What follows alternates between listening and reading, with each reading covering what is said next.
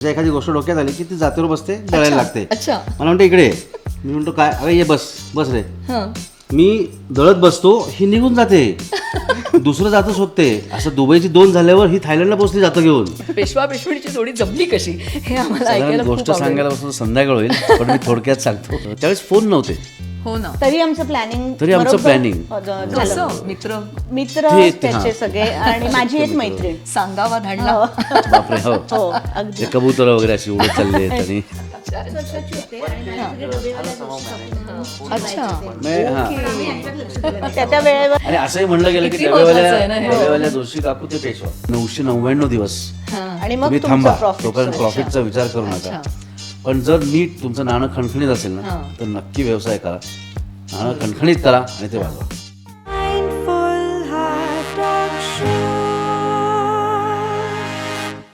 नमस्कार मित्रमैत्रिणींनो, कसे आहात तुम्ही सगळे? मस्त आहात ना? माइंडफुल आहात ना? माइंड अँड हार्ट बॅलन्सनी सगळं चालू आहे ना? मी डॉक्टर आरती सूर्यवंशी आणि आपण भेटत आहोत माइंडफुल हार्ट टॉक शोच्या ह्या सीझन 4मध्ये. माइंडफुल हार्ट टॉक शो अर्थात पॅशन, प्रोफेशन आणि पर्पज. तर मित्रमैत्रिणींनो, आपण आलो आहोत पुण्याच्या औंधमध्ये आणि एका आर्ट गॅलरीमध्ये आणि आपण भेटणार आहोत अशा व्यक्तींना. एक गोड असं कपल आहे आणि ते पुण्यातून थेट गेलेत दुबईला आणि दुबईमध्ये ते आज मराठी परंपरा जपतायत. तर आपण भेटणार आहोत पेशवा रेस्टॉरंटच्या श्रिया जोशी आणि डॉक्टर सचिन जोशी यांना. नमस्कार. नमस्कार. इतकं छान वाटतं आहे मला की मी ॲक्च्युली काही दिवसांपूर्वी दुबईला आले होते ग्रंथ तुमच्या दारी ह्या कार्यक्रमासाठी आणि तेव्हा श्रियानी इन्व्हाइट केलं होतं पेशवा रेस्टॉरंटमध्ये आणि मी आणि माझी टीम आम्ही सगळेजण आलो होतो तुमच्या रेस्टॉरंटमध्ये आणि इतकं छान अगत्याने आमचं स्वागत केलं होतं श्रियानी आणि विविध पदार्थ आम्हाला खाऊ घातले होते आणि आम्हाला खरंच सांगते दुबईत बसून आम्ही अगदी अस्सल महाराष्ट्रीयन पदार्थांची चव आम्ही चाखत होतो आणि मजा घेत होतो. तर हे पेशवा रेस्टॉरंट तुम्ही सुरू केलं आहे दुबईमध्ये, तर कशी ह्याची सुरुवात झाली आणि त्या पेशवा रेस्टॉरंटच्या ह्या सगळ्या ह्या तुमच्या ह्या इतक्या महत्त्वाच्या अशा मराठी परंपरेला तिकडे नेण्याची असं कसं कसं सुचलं तुम्हाला? हे काय स्टोरी आहे त्याच्या मागची? नमस्कार. धन्यवाद आम्हाला इथे बोलवलं. ॲक्च्युली आम्ही नेहमी फार बोलत नाही कारण आवर फूड विल स्पीक असं आम्ही म्हणतो की आमचं जेवण बोलतं, आम्ही कमी बोलतो. पेशवा ॲक्च्युली रेस्टॉरंट हे चालू करायचं डोक्यात नव्हतं. जेव्हा आम्ही 27 वर्षापूर्वी जेव्हा दुबईला गेलो, स्ट्रगलिंग पिरियड होता आणि त्यावेळेस ही घरातनं टिफिन करायची माझा जॉब सुरू होता आणि एकदा घरी एक आमचे काकासारखे एक म्हणजे गृहस्थ होते, त्यांना मी जेवायला बरोबर घेऊन आलो. पुण्याचेच होते ते. तर ते म्हणले, श्रेया किती सुंदर स्वयंपाक करतेस, किती छान जेवण आहे, तर मला तू डबा दे, मी तुला पैसे देईन. तर ही म्हणली, काका पैसे कसले, याला डबा देते तुम्हालाही देईन. तर ती दुसऱ्या दिवसापासून डबा द्यायला सुरुवात झाला. 2-3 दिवसांनी अजून एक गृहस्थ म्हटलं, अरे काका हे कुठनं आणलं, तुम्ही चक्क पोळी भाजी खाता इथे अजमानमध्ये. त्यावेळेस आम्ही अजमानमध्ये होतो. अच्छा. तर अजमानमध्ये चक्क पोळी भाजी ते कुठे येतं. ते म्हणले की हे बघ, ह्याच्या बायको यांना टिफिन देते आणि ती 150 दिरहम घेते महिन्याचे. त्यांनीच ठरवलं. मला म्हणले तू आता बोलू नकोस, हा एक व्यवसाय म्हणून तुम्ही हे करा आणि 150 घे आणि डबा दे. अजून 2-3 दिवसांनी अजून 7-8 डबे आले. बरं. असं करत करत कालांतराने 135 डबे झाले. बाप रे. 400 पोळ्या रोज. हो. आणि तिला एक भाजी, म्हणजे मला हे नक्की सांगायला आवडेल की एक भाजी, आपल्या घरात 4 शेगड्या असतात. हो. तर एका शेगडीवर मोठं पातेलं बसणार नाही, त्यामुळे 4 पातेल्यांमध्ये पहिली एकच भाजी करायची. फॉर एक्झाम्पल बटाट्याची, ती मोठ्या पातेल्यात काढायची, परत ती करायची. असं 4 वेळा सर्कलमध्ये रिपीट केल्यानंतर एक भाजी पूर्ण व्हायची. मग एक काहीतरी अंडा करी करेल किंवा एक आमटी करेल. तर साधारण 3:30-4 वाजल्यापासून आम्ही कटिंग आणि मला प्रचंड मदत केली तेव्हा. हो ना. हो. आणि त्यावेळेस ती गरज होती, कारण 35 डबे म्हणजे किती करावं लागत असेल. हो, म्हणजे लोकांचे ते डबे भरायला सुद्धा आम्हाला खूप मदत लागायची. एक मैत्रीण आमच्या मदतीला यायची, तो वॉचमन होता, तो मदतीला यायचा. कारण 135 लोकांचे, अर्थात ते लगेच सुरू नाही झाले, साधारण वर्षभर लागलं 135 हा नंबर पोचायला. पण नंतर ते एक वर्षभर चाललं. So it was a big span. पण वय लहान होतं, काहीतरी करून दाखवायचं ज्याची जिद्द होती, परदेशात ते सुद्धा. पण ते झालं. त्याच्यानंतर माझ्या नोकरी व्यवसाय सुरू राहिला आणि नंतर काही वर्षांनी कोणीतरी आम्हाला अप्रोच झालं. एक त्यांच्या रेस्टॉरंटमध्ये त्यांना एक मोठं रेस्टॉरंट करायचं होतं. त्यांचं छोटं होतं आणि मोठं करायचं होतं. अच्छा, तर ते म्हणले आमच्या मदतीला तुम्ही या. आम्ही त्यावेळेस महाराष्ट्र मंडळमध्ये ॲक्टिव्ह होतो. बरोबर. आम्ही नाटकात कामं करायचो. मी नाटकं 2-3 डिरेक्ट केली त्याच्यामुळे, आणि माझी चांगली नोकरी चालली होती. तर काहीतरी व्यवसाय करायचा होता असा विचार मी ॲक्च्युली ही खूप मागे लागली, खूप मला कन्व्हिन्स केलं. आणि मग आम्ही खूप त्याचा अभ्यास केला, कारण रेस्टॉरंट चालवणे हे खूप अवघड गोष्ट आहे. तर आम्ही पूर्ण अभ्यास केला. आम्ही जवळजवळ 4,500-5 हजार रेस्टॉरंट्स दुबईतली व्हिजिट केली, बरं, त्यांची मेनू कार्ड गोळा केली. बरोबर. आणि असं लक्षात आलं की मराठी जेवणच कुठे नाही. म्हणजे इथे काय मिळत नाही दुबईमध्ये ते आम्हाला आमच्या फाइंड आउट रेस्टॉरंटमध्ये करायचं होतं. बरोबर. असं झालं 2-3 महिन्याने की त्यांचं आणि आमचं नाही पटलं. आणि मग आम्ही स्वतःचं रेस्टॉरंट, त्यावेळेस काय झालं की ह्या अख्ख्या प्रक्रियेला 7-8 महिने गेले होते. त्याच्यावेळेला मला पूर्ण आमचा अभ्यास झाला होता की एक रेस्टॉरंट काढायला दुबईतले नियम काय आहेत, कशी लोक आणता येतील, कसं काय करता येईल, हे आम्हाला सगळा अभ्यास झाला होता. आणि म्हणून मग आम्ही पेशवाची तिथे ॲक्च्युली सुरुवात झाली. बरोबर. मग फक्त मराठी रेस्टॉरंट का, तर मराठी रेस्टॉरंट मिळत नाहीच आहे कुठे. आहे त्याच्यात मिक्स आहे, किंवा काही मराठी पदार्थ, मग काही चायनीज, काही पंजाबी, काही साऊथ इंडियन, अशी मिक्स रेस्टॉरंट मल्टी क्युझिनची खूप आहेत, भरपूर आहेत. पण म्हणून आम्ही ठरवलं की मग फक्त हे मराठीच करावं. त्याच्यात काहीच मिक्स नाही, म्हणजे चायनीज नाही, काहीच नाही, फक्त आपलं मराठी जेवण. आणि त्याच्यात म्हणजे पाणीपुरी नाही आहे, पावभाजी नाही, जे मराठी आहे. आणि त्या सगळे जे काही क्युझिन अख्खं पूर्ण जे आहे सगळे पदार्थ ते सगळं हिने डिझाईन केले. अस्सल मराठी. तुम्ही तर टेस्ट केलेच आहेत. तर मग आता फक्त मराठी, मग त्यातलं काय, तर मग फक्त पुणेरी किंवा मुंबई असं नको, कारण मग पुणे मुंबई कायम वाद असतो. आम्ही पुण्याचे असल्यामुळे आम्ही म्हणणार आमचं तसं नको. मग आम्ही काय केलं की कोल्हापुरी, मालवणी, सावजी, वराडी, असं वेस्टर्न घाट्स ज्याला आपण म्हणू, की आपलं पूर्ण जी कोस्टलाईन आहे तिथले वेगवेगळे जे पदार्थ मिळतात ते आम्ही तिथे आणायचे ठरवले. आणि असं करता करता जवळजवळ 250 पदार्थ आपल्या मेनूवर आहेत. आणि म्हणजे अगदी तांदळाची उकड पासून सगळं मिळतं. क्या बात आहे. सो अशी ती सुरुवात झाली पेशवाची. आणि उत्तम प्रतिसाद मिळाला. आम्ही खूप त्यात फ्युजन करत नाही, म्हणजे फ्युजन वाईट नाही, पण आम्ही करत नाही, आम्ही ओरिजिनलच ठेवलंय, जे आपल्या घरात बनतं तसंच. अगदी अगदी. फक्त मराठी रेस्टॉरंट असल्यामुळे मराठीतच बोललं जातं मॅक्सिमम. ऑफकोर्स बाकीच्या लँग्वेज बोलतो आम्ही, पण नमस्कार पेशवा रेस्टॉरंट असंच म्हणलं जातं. आता पेशवा म्हणलं की असे कमानी किंवा तलवारी किंवा भाले, ढाल तलवार असं न लावता आम्ही काय केलंय तर सुंदर पैठण्या लावल्यात आम्ही टेबल्सवर. मध्ये एक पट्टा पैठण्याचा लावला. खूप सुंदर, खूपच सुंदर. सुंदर सुंदर पेंटिंग्स आहेत की शनिवार वाड्याचं आहे किंवा विश्रामबाग वाड्याचं आहे, पुण्याची पेंटिंग्स आहेत. ते हिने सुंदर नथी करून घेतल्यात ज्या जवळजवळ 2 फुटाच्या आहेत. दुसऱ्या ब्रांचमध्ये सगळ्या नथी आहेत, त्या सुंदर नथी आहेत, पगड्या मी पाहिल्या. पगड्या आहेत, वेगवेगळ्या पगड्या पगडी तिथे. तर असं दोन्ही आम्ही पेशवामध्ये केले. लोकांना युनिक वाटलं पाहिजे, घरात आल्यासारखं वाटलं पाहिजे. करेक्ट. आणि सगळं क्रोकरी कटलरी नॉर्मली असते सगळीकडे, पण आम्ही ते न करता स्टीलची सगळी ताटं प्रॉपर अगदी घरात आपल्या महाराष्ट्रीयन घरामध्ये बसून जेवणाचा एक फील आला. आता ह्याच्यावर आठवलं की आम्ही पेशवाई पंगत बसवतो. अच्छा. आणि ती चांदीच्या ताटात असते. ओके. आजकाल पुणे मुंबईत किंवा महाराष्ट्रात सुद्धा अशी पंगत खूप रेअरली बसवली जाते. आमच्याकडे दिवाळीला किंवा गणपतीला किंवा कोणाचं फंक्शन असेल, काय साखरपुडा असेल किंवा काही केळवण असतील, तर ते चांदीच्या ताटात प्रॉपर आम्ही पंगत बसवतो. म्हणजे जमिनीवर नाही, काढून टेबलावर पण रांगोळी काढून त्याच्यात उदबत्ती लावून, कसं बटाटा असं कापून, पूर्वी त्याला अर्धा बटाटा कापून त्यात उदबत्ती लावायचे, तर तसं. आणि मागे सनई वगैरे. आणि पुण्याचे असतो तरी आग्रह करतो. तर ते लोकांना एक वेगळं वाटतं की परदेशात हे असं काही मिळतं. Correct correct. आणि हे पेशवा रेस्टॉरंटचे नाव कसं सुचलं? हे कुठून? पेशवा म्हणजे पदवी आहे. Peshwa is a award. Peshwa म्हणजे प्राईम मिनिस्टर, प्रांत अधिकारी, जो मेन त्याच्या हातात सगळं, पंतप्रधान. तर म्हणजे leader, we want to be the leader in food industry. आणि पेशवा म्हणजे it will never go wrong, कारण पेशवे स्वतः 44 लढाया जिंकले आणि एकही हरले नाहीत. बरोबर आहे.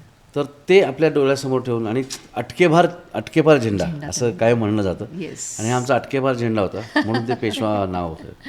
त्यात आम्ही पुण्याचे, येस, म्हणून ते साधेचं नाव पेशवा. Correct correct. आणि मला वाटतं छत्रपती शिवाजी महाराजांनी ही पेशवा ही पदवी दिलेली आहे. त्याला एक ऐतिहासिक एक असं हे पण आहे, अधिष्ठान पण आहे तुमच्या ह्या नावाला. आणि पुण्याचे पेशवे, शनिवार वाडा वगैरे ते सगळं असं डोळ्यासमोर येतं. म्हणजे पेशवा या नावानीच आमचं जे दुसरं आउटलेट आहे त्याच्या अख्ख्या एका भिंतीवर पूर्ण शनिवारवाड्याचं मोठं पोस्टर आहे. हो तो लोकांनी मुलांना स्पेशली बघून ते इतकं आवडतं की आणि त्याचं 3D मध्ये लावलंय.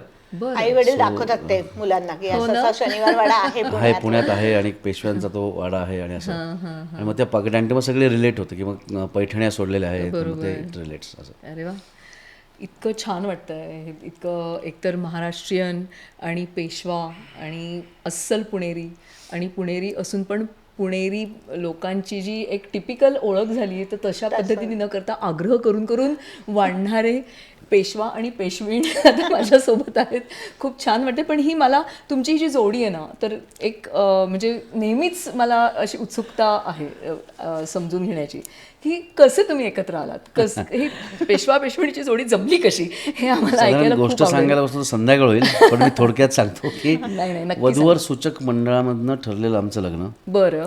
कार्यालय ठरलं, एकमेकांना बघितलं, एकमेकांना पसंत केलं. हां. त्याच्या आधी आता कळते की खूप कॉमन मित्र होते, पण आम्ही एकमेकांसमोर कधीच आलो नव्हतो. अच्छा. आणि लग्न ठरलं, कार्यालय ठरलं, तारखा ठरल्या, काही कारणास्तव 5-6 दिवसांनी आमचं लग्न मोडलं. बरं. पण आम्ही ठरवलं होतं की लग्न करायचं आणि म्हणून आम्ही चक्क आळंदीला पळून जाऊन लग्न केलं. पण मग ते कसं ठरवलं? आळंदीला पळून जाऊन कसं लग्न करायचं, तर मी एका कट्ट्यावर उभं राहायचो, तिथे ती आली. तेव्हा मोबाईल वगैरे नव्हते का? आणि जी काही त्यांना कारणं कळली होती लग्न मोडायला, तर ती आयपूर की ते सगळ्या खोटे आहेत किंवा काहीतरी त्यांना गैरसमज त्यांचा झालाय. पण बाबांचा तिच्या बाबांचा पण पण तोपर्यंत वेळ नव्हता. आम्हाला वाटलं की पटकनीचं लग्न कुठेतरी दुसऱ्याकडून टाकतील. मला वाटलं अशी सुंदर मुलगी का सोडावी ना, चान्स का सोडावा, असं करून आम्ही पटकन आळंदीला असं. आणि इतकं म्हणजे इंटरेस्टिंग होतं की त्यावेळेस फोन नव्हते.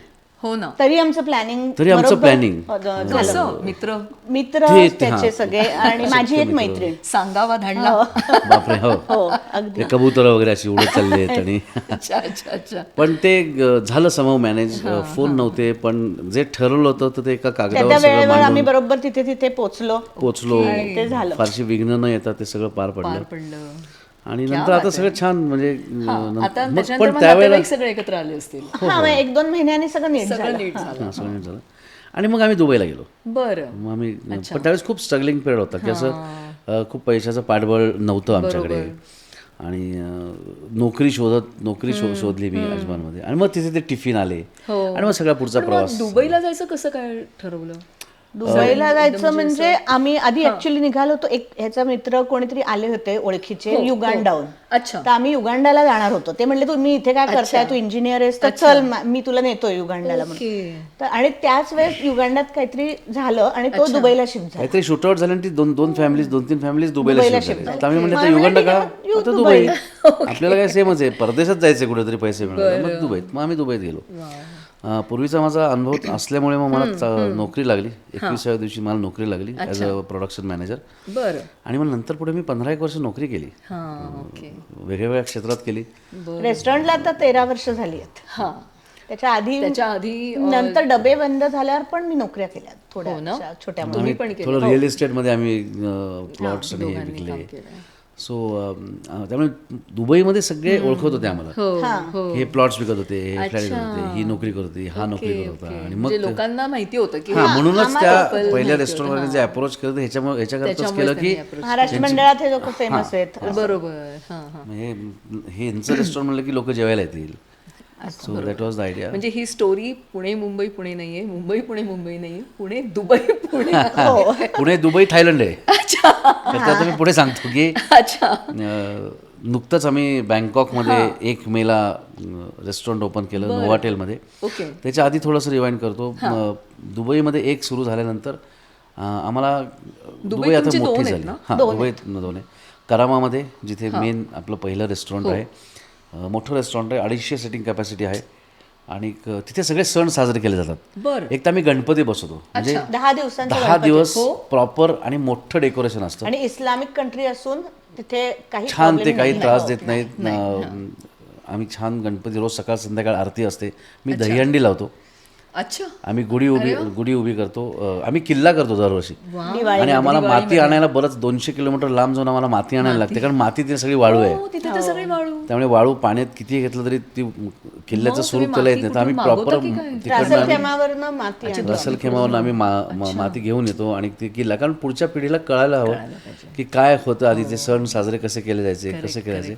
ते सण सगळे साजरे करतो. अप्रतिम आमच्याकडे उकडीचे मोदक असतात आणि ते खूप फेमस आहेत आणि अक्षरशः लाईन लागते.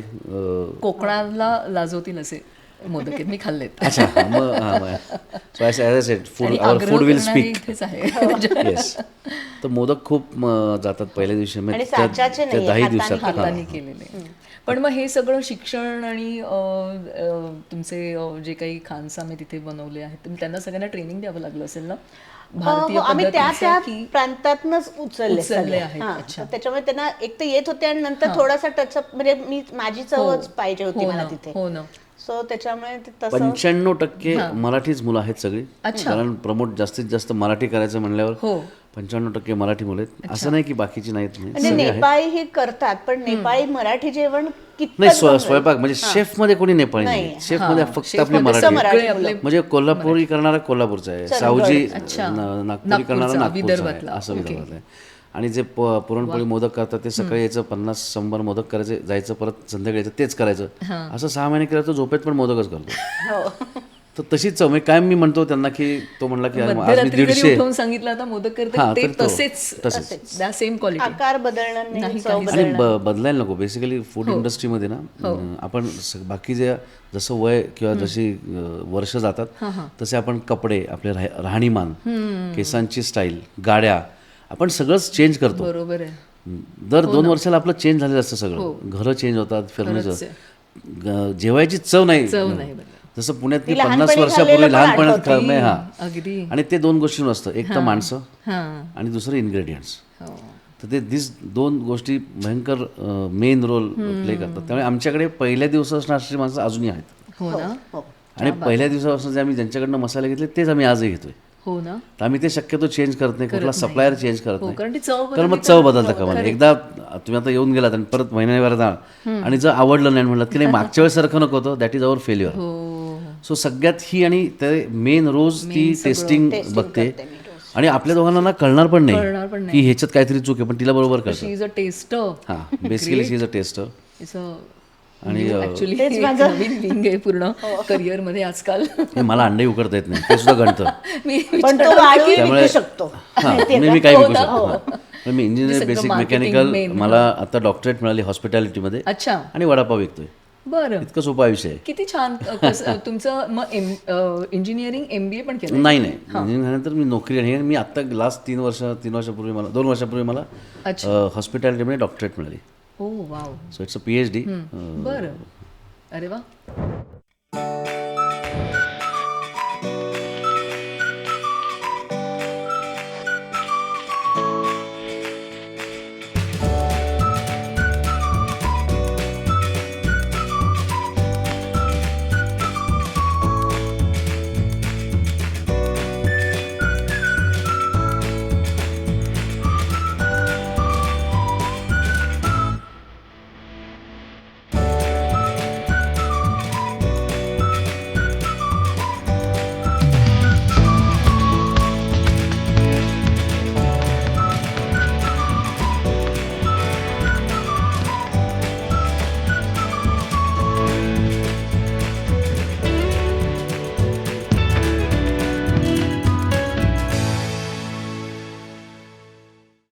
तर श्रिया, मला तुला हे विचारायला आवडेल की असं म्हणतात की हाताला चव असते, तर ह्याच्यामध्ये काही तथ्य आहे का?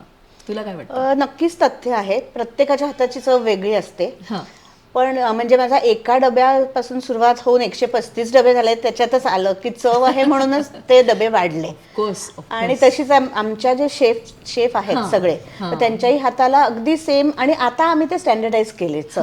म्हणजे आधी त्यांना मी शिकवलंच होतं आणि त्यांना जास्त शिकवायला लागलंच नाही. सगळे आम्ही चांगले चांगले शेफ्सच घेतले होते. फक्त माझी पद्धत, काही काही पद्धती असं की मटण धुण्यापासूनची जी पद्धत असते ते सगळं, किंवा भाज्या चिरण्याची जी पद्धत असते, ते सगळं मी त्यांना एकदा दाखवलं. आता मला काही बघायला लागत नाही. म्हणजे एक छोटासा किस्सा ह्याच्यात मी सांगतो की एकदा असं झालं की हिने काही पद्धत लावली मटण धुवायची किंवा कुठल्याही भाज्या कशा धुवायच्या. दुबई म्युन्सिपाल्टी नॉर्म्स पण खूप कडक आहेत आणि स्वच्छता हे मेन, हायजीन आणि स्वच्छता हे मेन आहे. तर तिने एक मटण धुवायची पद्धत लावली होती. कसं 3 टायर ती सिस्टीम होती. तर हेड शेफ जो एक होता तो म्हणला एवढं काम मला नाही जमणार. तर ही म्हणली नाही, हे तर बेसिक आहे, हे नसेल जमणार तर तू संध्याकाळी घरी जा, म्हणजे पुण्याला जा. तर आता माझी बायको एवढा डिसिजन घेतल्यावर मी काही बोललो नाही की may be she is correct किंवा शी वॉज करेक्ट. तो बाहेर पडल्यानंतर मी म्हटलं हे सगळं ठीक आहे, रेस्टॉरंट चालू आहे, तो हेडशेफ गेला तो कोण करणार. तर हिने उभं राहून ते केलं त्या दिवशी. अख्खी संध्याकाळ ही उभं राहून केलं. आणि कसं होतं ना की तिथल्या ज्या पातेल्या किंवा तिथले जे सगळे मोठे मोठे आहेत आणि रेंज पण उंच आहे. तर मग खाली आम्ही पेप्सीचे जे कॅन असतात ह्याचे त्याच्यावर उभं राहून तिने ते सगळं केलं. तर चव अतिशय महत्वाची आहे, इन्ग्रेडियंट्सही महत्वाचे आहेत. आता जसं पाणी बदलतं तर पाण्याच्या चवीचाही फरक पडतो. पण आता ते आमचं खूप वर्ष झाल्यामुळे ते स्टँडर्डाईज झालं सगळं.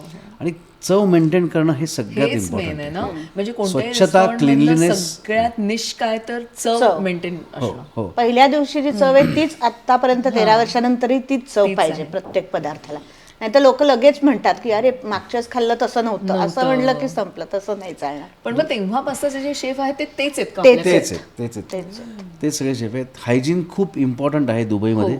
एक तर आम्ही सगळ्यांच्या पोटात जातो, त्यामुळे ते स्वच्छ हायजिनिक पाहिजे. तिथले काही नॉर्म्स आहेत. तर मला काही ठिकाणी जज म्हणून बोलवतात. तर मध्यंतरी मी एका ठिकाणी जज म्हणून गेलो होतो आणि 50 शेवटच्या बायका आल्या होत्या की त्या हे होत्या, त्यांच्यातनं मला 10 सिलेक्ट करायच्या होत्या. मी त्या स्टेजवर उभारून म्हटलं की कुणी कुणी अंगठे घातले, छान छान दाखवा, हात वर करा. तर सगळ्यांनी हात वर केले. 48 बायकांनी हात वर केले. म्हटलं हे 48 बायकांनी प्लीज घरी जा, ह्या दोघीच जिंकल्यात.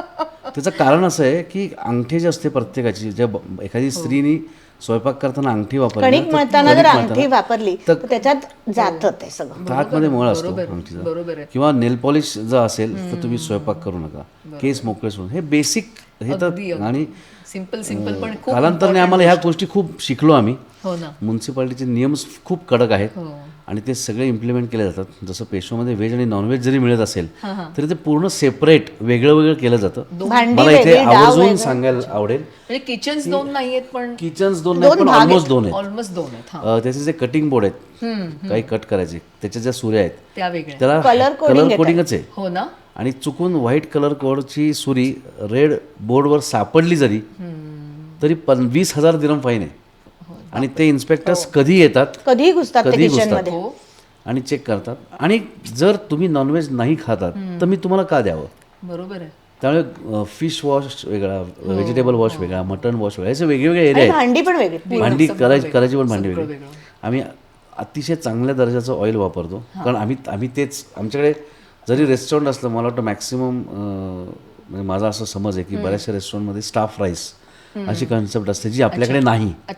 आम्ही जे खातो, आमचे गेस्ट जे खातात तेच आमचा स्टाफ पण खातो. त्याच्यामुळे असं, कारण त्यांच्यामुळे आज आम्ही आहोत, आमच्या अख्ख्या स्टाफमुळे आम्ही आहोत.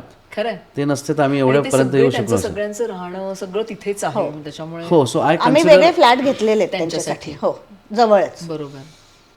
तर पेशवा इतकं छान 2 तुमचे रेस्टॉरंट्स पेशवाचे दुबईमध्ये सुरू आहेत आणि महाराष्ट्रीयन फॅमिलीज तुम्ही तिकडे सगळं नेले, स्टाफ सगळा महाराष्ट्रीयन आहे, शेफ महाराष्ट्रीयन आहेत, अनेक वर्षांपासून आपल्याकडे आहेत. आणि त्याच्यातही मला तुमच्या बोलण्यावरनं जे लक्षात आलं ते की विदर्भाचं जेवण बनवण्यासाठी तिकडचे शेफ, कोकणातलं जेवण तिकडचा शेफ, मालवणचं जेवण बनवण्यासाठी तिकडचा शेफ.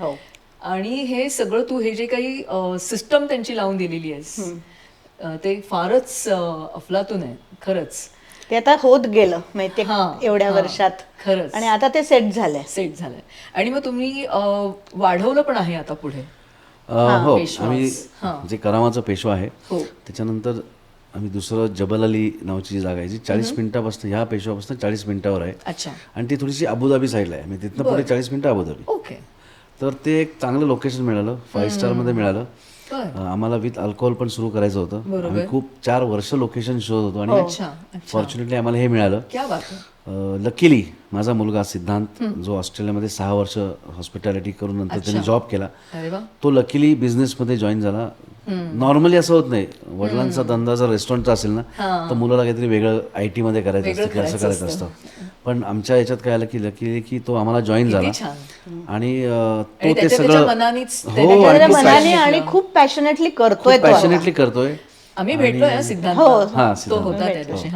आणि त्यांनी गंमत म्हणजे त्यांनी जी आता जगभरात कॉकटेल्स मिळतात तर त्याची अशी इंग्लिश नावं असतात, काय ब्लडी मेरी वगैरे असं, पण त्यांनी अशी नावं ती चेंज करून मराठी नावं ठेवलेत. म्हणजे चला बसूया, अच्छा, जिन जिन जिंगाट, जिन जिन जिंगाट, म्हणजे त्यात जिन बेस्ट आहे, आता माझी सटकली, किंवा गुलाबी साडी, अच्छा, म्हणजे सोलकडी आणि टकीला आहे, कोकण एक्सप्रेस, आगळ घालून वगैरे, अशी अनेक नावं, वाजले की 12 अशी काहीतरी मराठी नावं ठेवलेत. त्यामुळे ते लोकांना खूप आवडतंय.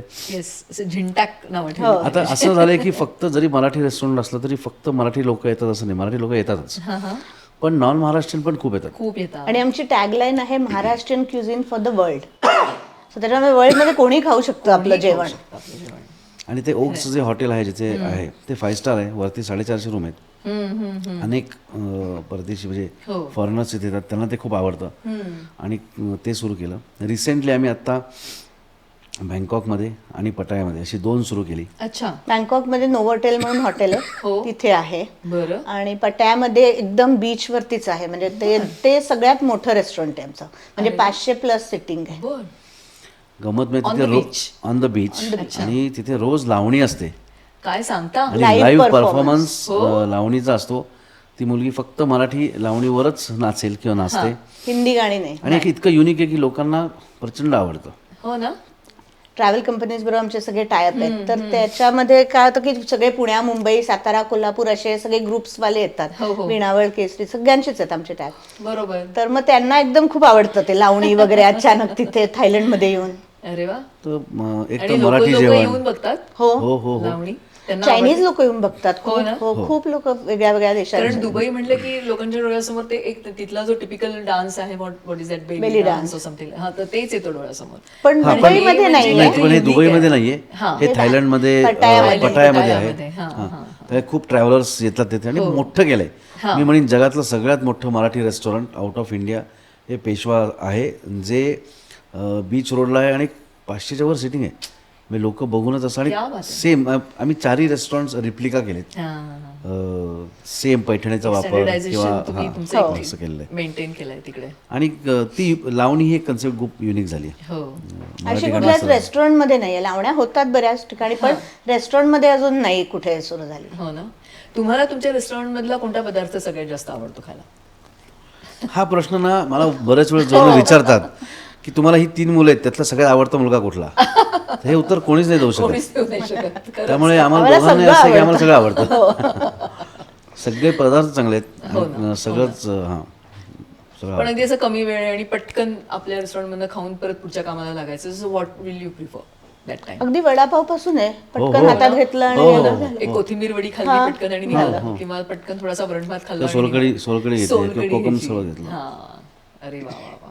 तर आता 4 पेशवा आहेत, 2 दुबईमध्ये आणि 2 बँकॉक पटाया. तर पुढे काय प्लॅन्स आहेत आता? प्लॅन्स खूप आहेत, अनेक वेगवेगळ्या देशांमध्ये काढायचं, मराठी जेवण पोचवायचा आमचा प्रयत्न असणार आहे. फुकेत हा एक लगेचचा प्लॅन आहे, किंवा व्हिएतनाम. सो आम्ही स्टडी करतोय. आणि आम्ही आता फ्रँचायझी नाहीये फुकेतमध्ये, प्लीज सुरू करा. आम्हाला सगळे तेच म्हणतात. लंडनमध्ये सुरू करायचे, सिंगापूरमध्ये सुरू करायचे. मला असा प्रश्न पडलाय की मुळात तुम्ही आहात इंजिनियर, मग तुम्ही गेला दुबईला, पण मग इकडे तुम्हाला असं एकदम डबे देणं, आणि हे डबे तर ही देत होती, पण मग नंतर तुम्ही इकडे रेस्टॉरंटकडे सांगतो. गंमत आहे हिच्यामुळे. जातं माहिती जातं. हो. तर ही काय करते, जातेवर बसते. रेस्टॉरंट काढू हिच्या एखादी गोष्ट डोक्यात आली की ती जातेवर बसते, दळायला लागते. मला म्हणते इकडे. मी म्हणतो काय, अगं ये बस रे. मलाही म्हणते आपण रेस्टॉरंट काढू असो. मी दळत बसतो, ही निघून जाते, दुसरं जातं शोधते. असं दुबईची 2 झाल्यावर ही थायलंडला पोहोचली जातं घेऊन. ओके. मी आता 4 महिन्याने आलोय परत भारतामध्ये आणि आज दुबईला चाललोय आणि आता जाती झाली ही already. 4 झाली जाती, आता 5व्या जातीची वाट बघतोय की नाही, आता आता मला कुठे 5वं बसवणार. म्हणजे- जातं काय आहे मग आता आम्ही फ्रँचायझी देणार तर आहोत. आता हिच्या डोक्यात आलंय नवीन जातं.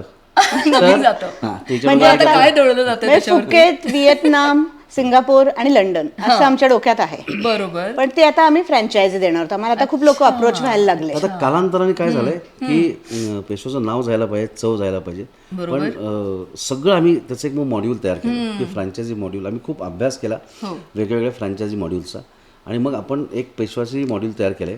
तर लोकांना मला सांगायला नक्की आवडेल, तुम्ही डायरेक्ट अप्रोच करू शकता जर कोणाला फ्रँचायझी पेशवाची घ्यायची असेल तर. आम्ही सगळं करून देणार. आम्ही सगळं 1 महिन्याची ग्रोसरीपर्यंत सगळं नियम म्हणजे काय म्हणतात, लायसन्स, विजा विजा, सगळं सगळा सर्वे सगळं करून देणार आणि तुमच्या हातात किल्ली देणार. Ready restaurant. 4ही रेस्टॉरंट मधली जी चव असेल तीच 5व्या, 6व्या, 7व्या, 8व्या, 10व्यामध्ये असेल. म्हणजे शेफ पण तुम्ही आम्ही सगळं आम्ही सगळं. देणार. चांगली मॅनेजर उत्तम पासून मुलं सगळं. देणार. अगदी स्टीलची ताटं, ती स्टँडची क्वालिटी ताटं, ते सगळं सेम अशी रिप्लिका. सगळं रिप्लिका आम्ही करून रेप्लिका देणार. ऑफ दुबई पेशवा तसंच्या तुम्ही तसा पैसे दुसरीकडे. द्यायचे, आम्ही तुम्हाला सगळं करून देणार. पुढे ते तुम्ही चालवायचं. आता AI इंटरनॅशनल आर्टिफिशियल इंटेलिजन्समुळे इतकं छान सगळं झालंय हो. आपल्याला सगळं कळतं. ह्या क्षणाला सुद्धा मला 4ही रेस्टॉरंटमध्ये कुठल्या टेबलवर जागी बसून. किती वडापाव गेलेत आणि किती सोलकड्या गेल्यात हे मला इथे बसून आता कळतं. किती छान. सो ते खूप छान ॲडव्हान्स झालंय आणि त्याच्यामुळे आम्ही याच्यापुढे आता फ्रँचायझी देतोय. जर कोणाला आवड असेल, इच्छा असेल, पण थोडंसं पॅशन पाहिजे पॅशन ॲज आय सेड, तर आम्ही सगळं ते टेक्निकल पॅशन हवं, सपोर्ट. नाहीतर नवीन जातं घेऊन कोणीतरी येणारी हवी. मला नुसतेच आता नवीन जाते की फ्रँचायझी. परफेक्ट, क्या बात आहे. तर कोणाला जर फ्रँचायझी घ्यायची असेल तर तुम्ही नक्की कोणाला संपर्क करायचा हे तुम्हाला सगळ्यांना आता माहिती आहे. तर मला हे तुम्हाला विचारायला आवडेल की तुम्ही इतकं दोघांनी काम केलं आहे आणि इतकं सक्सेस मिळवलं आहे रेस्टॉरंटमध्ये. म्हणजे इंजिनियर असून सुद्धा तुम्ही दुबईला गेलात आणि तुम्ही डिसिजन घेतलं की मी महाराष्ट्रीयन जेवण मिळवून देणार माझ्या पेशवाया रेस्टॉरंट थ्रू, बाहेरच्या देशातल्या लोकांसाठी मी हे तयार करणार, मराठी परंपरा मी जपणार. आणि इतकी तुम्ही मेहनत घेतली आहे, स्ट्रगलमधनं तुम्ही बाहेर आलात. आज तुमचे 4 रेस्टॉरंट्स आहेत. तर अनेक यंग लोक आहेत, ही यंग जनरेशन आहे, त्यांच्यातल्या खूप जणांना इच्छा असू शकते की माझा स्वतःचा व्यवसाय मला सुरू करायचा आहे. तर तुमचं हॉस्पिटॅलिटीमधलं डॉक्टरेट पण आहे आणि तुम्ही मला असं म्हणजे मला माहिती आहे की तुम्ही लेक्चर्स वगैरे पण द्यायला जात असता पूर्ण जगभर. तर तुम्ही काय सांगाल या नवीन जनरेशनसाठी? तुमच्याकडे काय महत्त्वाच्या अशा कोणत्या गोष्टी तुम्ही त्यांना सांगाल? मी 3 महत्त्वाच्या गोष्टी सांगेन. हां. नंबर 1, पहिलं म्हणजे मराठी माणसांनी असे 2 आपल्याकडे ना गैरसमज आहेत की मराठी माणूस व्यवसाय करू शकत नाही किंवा करत नाही. तर प्रत्येक मराठी माणसांनी व्यवसाय करावा, एखाद्या गोष्टीचा पूर्ण अभ्यास करावा आणि व्यवसाय करावा. आणि दुसरं जे मी सांगेन की मराठी माणसाचा पाय खेचतो असे म्हणतात ना, तर ते चुकीचं आहे. आम्हाला तर दुबईत आणि इव्हन बँकॉक थायलंडमध्ये पट्ट्यामध्ये कुठेही खूप मराठी साथ माणसांनी प्रचंड मदत केलेली आहे. तर ह्या दोन्ही गोष्टी आहेत ना की मराठी माणूस व्यवसाय करत नाही आणि पाय खेचतो, हे अतिशय चुकीचं आहे. नक्की व्यवसाय करावा. तिसरी गोष्ट महत्वाची काय सांगेन की जर करायचा असेल व्यवसाय किंवा करा, पण पूर्ण अभ्यास करून करा. प्रत्येकाने जे गोष्ट आवडते त्या गोष्टीचा अभ्यास करा आणि मग ते करा, यश नक्की मिळतं. हो ना. आणि अभ्यास करताना त्यांनी कोणत्या 2 महत्त्वाच्या गोष्टी लक्षात ठेवल्या पाहिजेत? त्यांनी मूळ सगळा बेसिक अभ्यास केला पाहिजे. फक्त मार्केट सर्वे केला पाहिजे. आपल्या प्रॉडक्ट कसं आपल्याला चांगलं करता येईल. नाणं म्हणतात की नाणं खणखणीत पाहिजे, तर नाणं ते खणखणीत कसं वाजेल हे बघणं, हे करणं अत्यंत गरजेचं आहे. फक्त रेस्टॉरंटच नाहीत तर सगळी जगातली रेस्टॉरंट शुक्रवार, शनिवार, रविवार खूप चालतात, गर्दी असते. त्यात काय रॉकेट साईज नाही, सगळे सुट्टी असते जातात. बाकीच्या दिवसांचं काय, तो विचार केला गेला. अभ्यास करताना हा विचार केला गेला पाहिजे की तुम्ही जेव्हा रेस्टॉरंट काढता तर ते कॉर्पोरेट वर्ल्डच्या जवळ आहे का किंवा रेसिडेन्शियलच्या जवळ आहे का, छान तिथे आजूबाजूला पार्किंग आहे का. कारण लोक याचा आज फार विचार करतात की अरे पार्किंग नाही, जाऊया जेवण छान आहे पण यार तिथे पार्किंग नाही मिळत, यार नको जायला. तर हा विचार केला गेला पाहिजे. आणि सोमवार, मंगळवार, बुधवार, गुरुवार हे 4 दिवस किंवा 5 दिवस आहेत. ह्या दिवशी काय, तर त्या दिवशी आजूबाजूला कॉर्पोरेट केटरिंग कुठे मिळते का, म्हणजे डबे. ही कन्सेप्ट विचारून आले की ही डबे करायची लोकांना. आणि 2-3 कॅन्टीन विविध ठिकाणी तुमचे ते सगळे पेशवा फूड जातं कार्यक्रमांसाठी आणि कॅन्टीन्स पण आहेत. आता आउटडोर केटरिंग हा एक वेगळा व्यवसाय ओके, जो आहेच आहे जोरात. पण आमची कॅन्टीन्स आहेत अच्छा.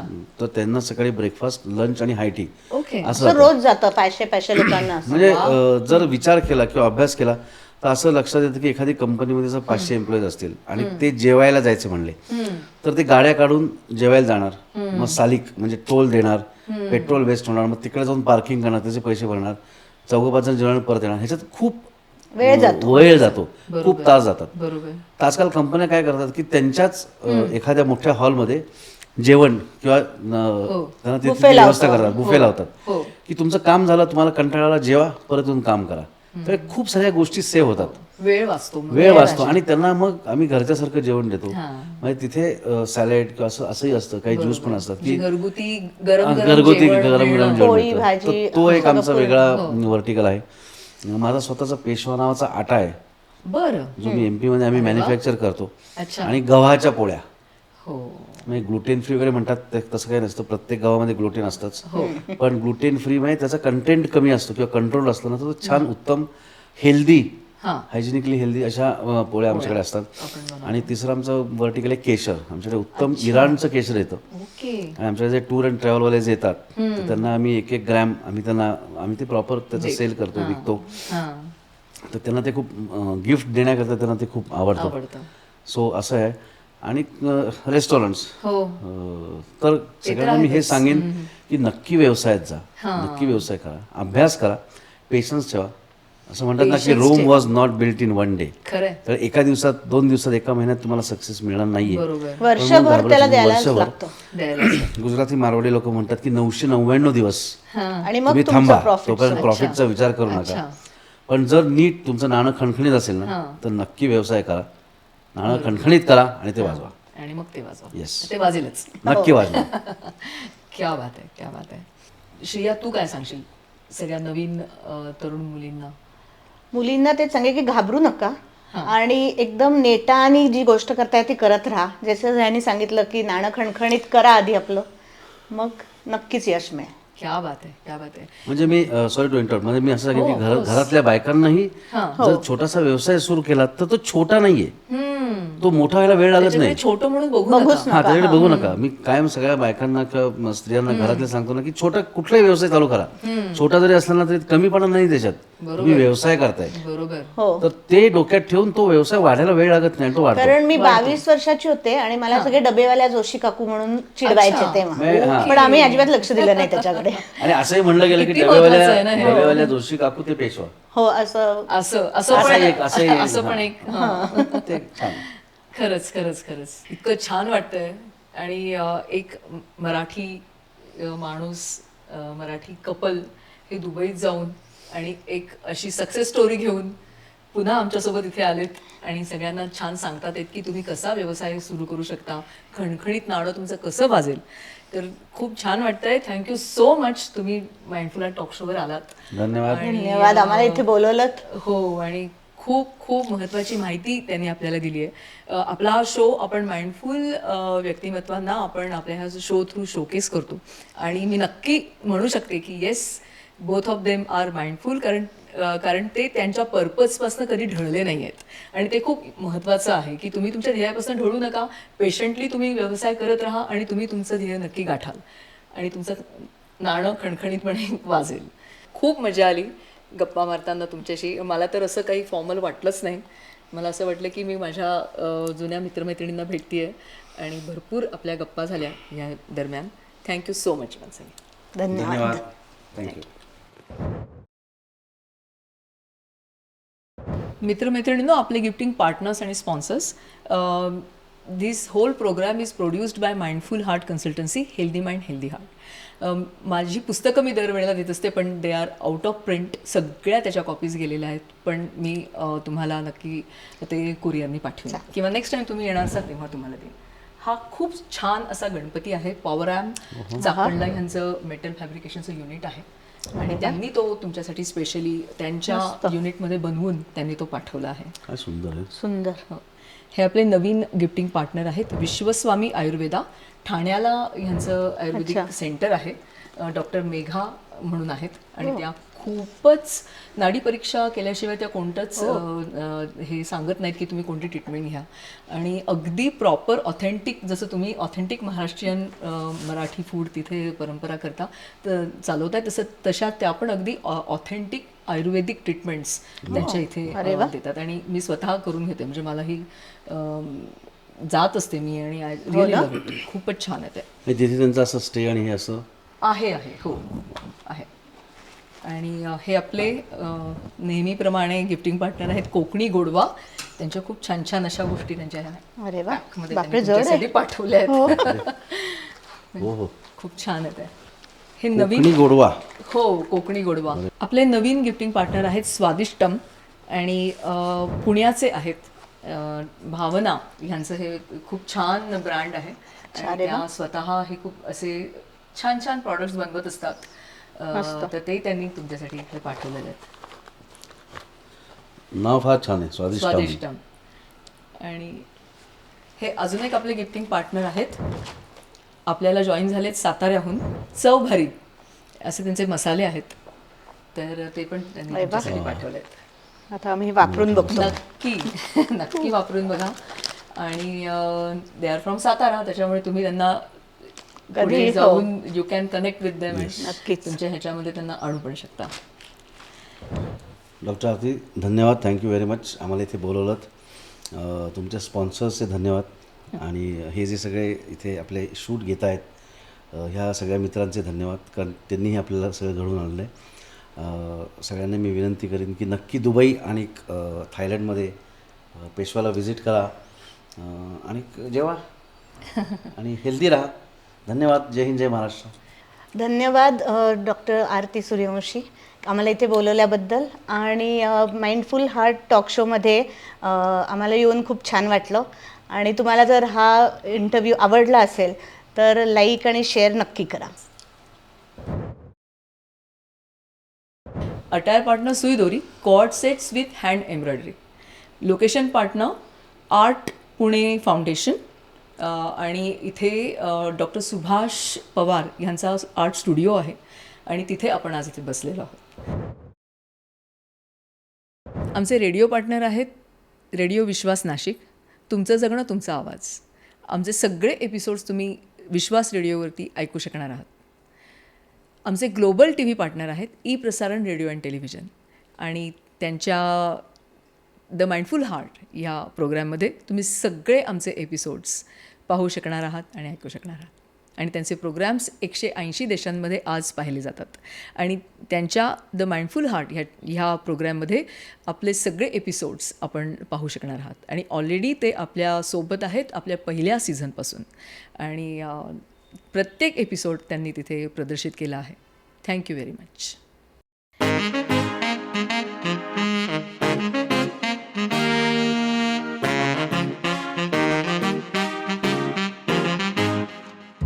विविध व्यक्तिमत्वांच्या जीवनाचा प्रवास, श्रवणीय अनुभवांची असे माहिती खास.